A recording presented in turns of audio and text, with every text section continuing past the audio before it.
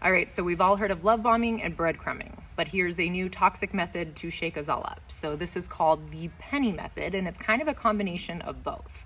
The idea here is that if we were to think about the person that we're dating as a bank account, and if somebody is really trying to secure an individual and get them hooked on them, so they want to make them feel really good so that they don't want to leave, they don't want to go anywhere, they're going to use, let's say, a $100 bill worth of effort. So they keep putting these $100 bills into this other person over and over and over.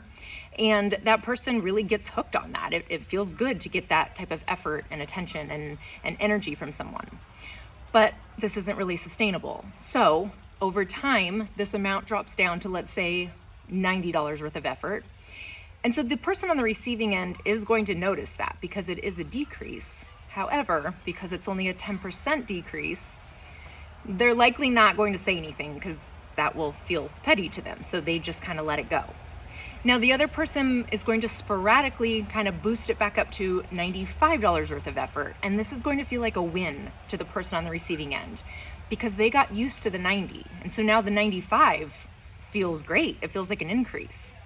Well, the whole idea with the penny method is that it's going to slowly and incrementally go lower and lower and lower with these sporadic increases, which creates something called the intermittent reward system, where we get hooked on things like this because our brain gets wired for when is the next hit going to come? When is the next high?